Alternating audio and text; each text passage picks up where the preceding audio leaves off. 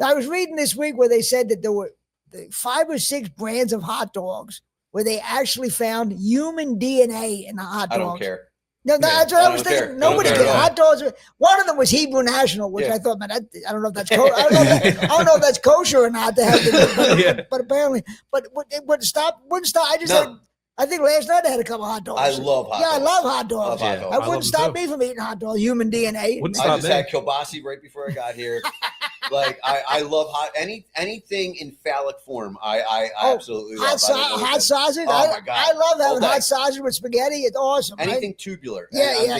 Tubular. No, I can eat hot dogs. My wife thinks I'm nuts. I love hot dogs. Now I don't like a boiled hot dog. I'm not a boiled hot dog person, but like hot dog on the grill.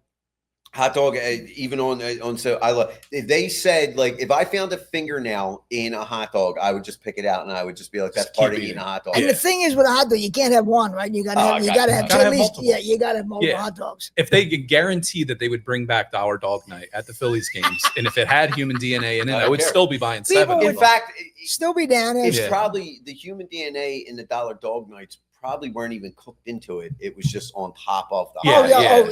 That you got from the person that handed you the hot dog. And I still don't. If a hot dog could fall on the ground, I love hot dogs. I don't know why. I just. I agree. I love hot dogs. Extra seasoning. Like people are like, you know what's in them? I'm like, good. Keep making them. Scrapple. People are like, it's like pig ass sauce. I was like, I love it. I love everything. And you said you couldn't eat I can eat boiled hot dogs, grilled hot dogs, any kind of hot dog. I used to work with a guy, so I worked down the shore down in Wildwood. For 10 years at a bar called Moore's Inlet. Moore's Inlet. So I started there working in bottles, which means they used to recycle the bottles back in the day. So I was the guy in the back that used to put all the bottles at the end of the night, during the night, all back in. They used to call me Stevie Bottles. And every now and then I'll be down Wildwood and you'll hear Bottles. And I'm like, hey. But then I bar backed a little bit. But there was a guy, Stick, real famous. Stick? Yeah. He was like probably 6'8". Really big guy. He was a basketball player. He's a Northeast guy. But anyway, his snack, he might have been bigger than 6'8". He was a big son of a bitch. But his snack was he would bring 2 packs of hot dogs almost every shift. Oh my, 2 packs. He would 2 packs of hot dogs. Good night. He would cut them open. He would slice the packs. He would slice them open and they'd be cold behind the bar. And throughout the night, he'd be bartending, grab a hot dog. Bang, bang, bang. Wow. Eat it. Bang, bang. No, like those little the Vienna sausages that they use. Well, that's what they look like in this guy's fucking mix. So he was like an amateur Joey Chestnut. He would sit there and he would eat cold hot dogs. That was his snack throughout the night. Eating cold hot dogs. And I used to watch this guy do it, and he would eat 2 packs of them a night, and I'd be like, that's fucking insane. That is incredible. That's insane. Wow. But no, I'm not a boiled hot dog person. I don't know. Something about the boiled hot dog. He said back in the day they would recycle the bottles. What do they do now in Wildwood? Do they just like bury them? They probably just throw them out. No, they used to bring back bins of bottles, and it was the cases. Remember the cases that opened in the middle? They were like, of course. And what I would do is in broken bins of bottles, I would reach my hands in.